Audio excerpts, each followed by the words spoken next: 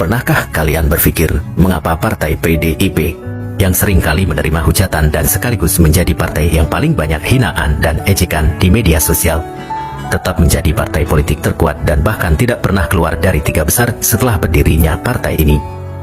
Jawabannya ada dalam ulasan video ini, dan mari kita simak ulasan berikut ini. PDI memiliki perjalanan panjang sejak masa kemerdekaan. Partai Nasional Indonesia atau PNI yang didirikan Soekarno merupakan cikal bakal partai ini. Tetapi, ketika Bung Karno dilengsarkan dengan cara yang sangat menyakitkan, Pak Harto, pemimpin selanjutnya, berusaha untuk mengebiri partai ini. Ketika Soeharto melengsarkan Soekarno dengan cara yang sangat rumit, yang sampai sekarang kita tidak mengetahui bagaimana penjelasannya, Soeharto sadar bahwa pendukung-pendukung Bung Karno itu masih sangat banyak. Dan itu bisa saja mengancam kekuasaannya, serta bisa mengancam stabilitas negara. Karena itu, yang dilakukan oleh Soeharto adalah berusaha untuk mencerai-beraikan mereka agar tidak ada dalam satu komando. Kemudian membuat mereka miskin dan membuat mereka bodoh. Mereka difitnah, dituduh, dan dianggap bergabung dengan PKI dan sebagainya, termasuk anak-anak Bung Karno. Contohnya, Ibu Megawati di tahun 1966, ketika Bung Karno mulai diasingkan, beliau itu masih usia 19 tahun dan masih kuliah. Tetapi kuliahnya itu langsung diganggu begitu, sampai akhirnya dia diberhentikan karena sesuatu yang sampai sekarang pun tidak benar-benar jelas motifnya. Ketika Ibu Megawati juga berusaha untuk masuk lagi ke Universitas Indonesia, ia juga tidak bertahan lama, entah bagaimana ceritanya. Itulah yang terjadi kepada pendukung-pendukung Bung Karno yang paling kelihatan. Hal ini sebenarnya tidak sepenuhnya eksklusif diperlakukan terhadap Soekarnois atau keluarga Bung Karno, tetapi pada seluruh elemen-elemen masyarakat yang dianggap menentang pemerintahan Orde Baru. Jadi, kelompok Islami diperlakukan juga sama seperti itu. Maka Pak Harto itu langsung membuat kebijakan bahwa partai politik itu cukup 2 saja. Jadi kelompok-kelompok yang pro terhadap Islamis, agamawan, yang semacam itu masuk pada P3 atau Partai Persatuan Pembangunan. Kemudian dipaksa juga memilih asasnya adalah asas Pancasila. Kemudian, kelompok yang satunya lagi sisa-sisa dari kelompok yang Islamis itu. Jadi ada kelompok kejawen, kelompok masyarakat kecil, kelompok yang terpinggirkan, marginal, dan kemudian juga tokoh-tokoh dari agama yang lain selain Islam.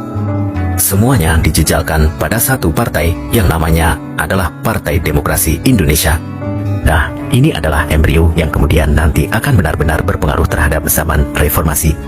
Partai-partai yang cuma 2 itu kemudian harus mengikuti pada satu partai yang benar-benar diakui oleh pemerintah, diakui dalam artian dimanjakan, yang namanya adalah Golkar, di mana Pak Harto memberikan gelar pahlawan nasional kepada Bung Karno, dapat mewakili karisma Bung Karno.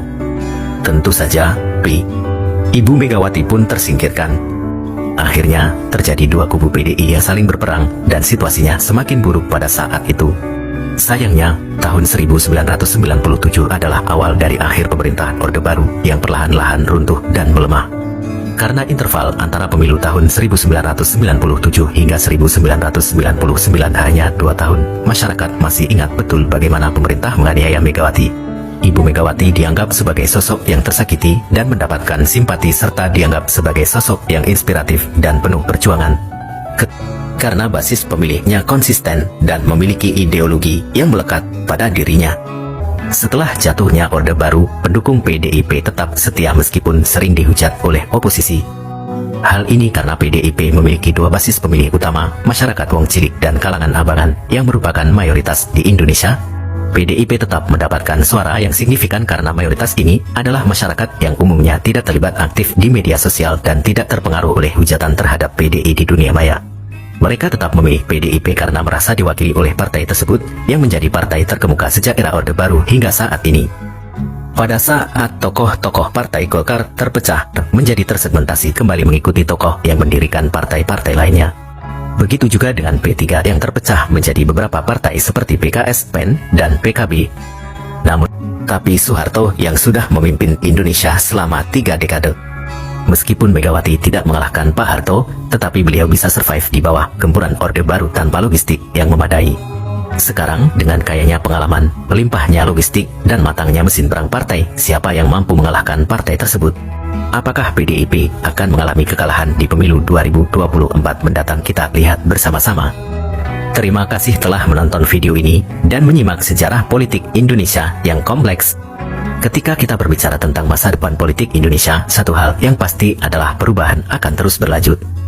Dalam setiap pemilihan umum, rakyat Indonesia memiliki kesempatan untuk memilih pemimpin dan partai yang mereka yakini akan mewakili visi dan nilai-nilai mereka. Kita semua memiliki tanggung jawab untuk menciptakan masa depan yang lebih baik bagi Indonesia.